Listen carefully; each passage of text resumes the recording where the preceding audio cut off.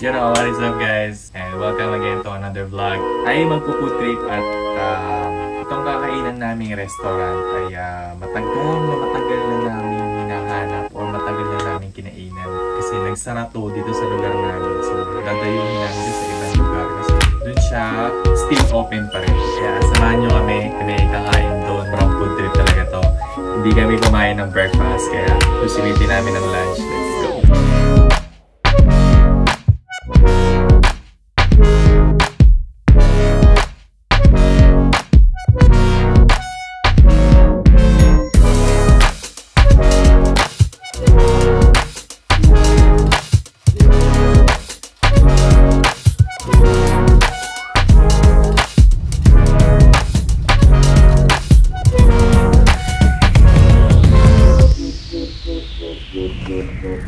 Nandito na kami guys! So, as you can see, park na ako kasi nandito na kami.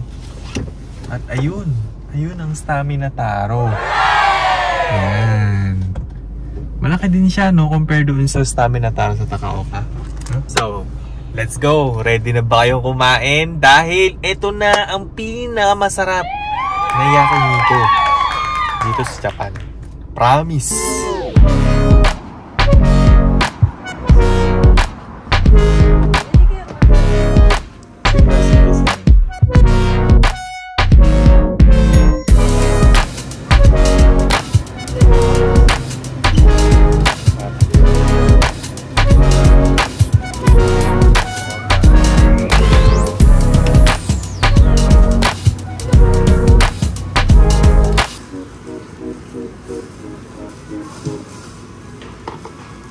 Gusto ko eh.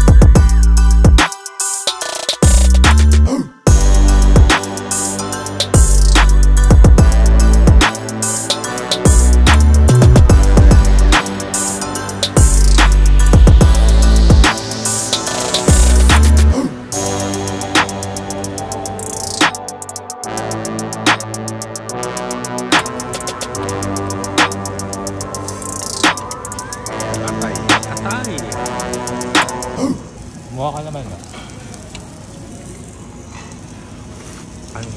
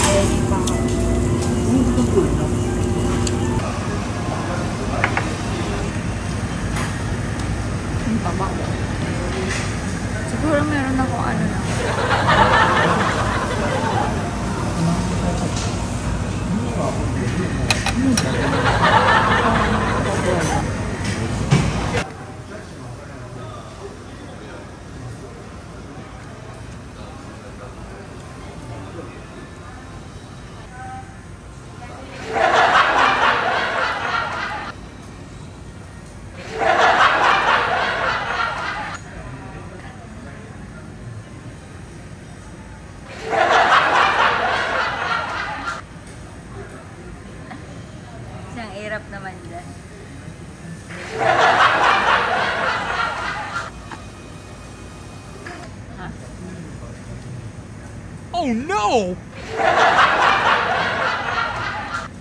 Masarap. Oh no! Ayun, what is up nga ngayon guys? May tao pala dyan sa likod. Ayun nga guys, no? Tapos na tayong kumain at syempre masarap naman tayo at busog na busog. Pero yun nga lang, no? Hindi na siya kapareho nung dati.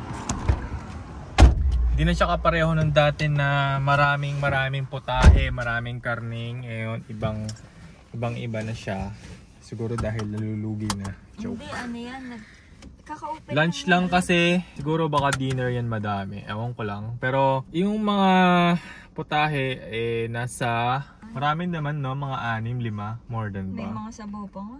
May So, sarap. ayun nga. So, compare ko dun siguro talaga dati. Hindi na siya kapareho nung dati na sobrang dami talaga ng pagpipilian. Pero, syempre, satisfied pa rin tayo dahil busog na busog ako. Busog na busog din si Agom. At dito ko natatapusin na naman itong ating panibagong vlog. Nakakaantok. 1 oras pa ang biyahe namin. At thank you for watching and please subscribe. At huwag niyong kalimutan mag-like, mag-comment. Busog na busog ako. Bye.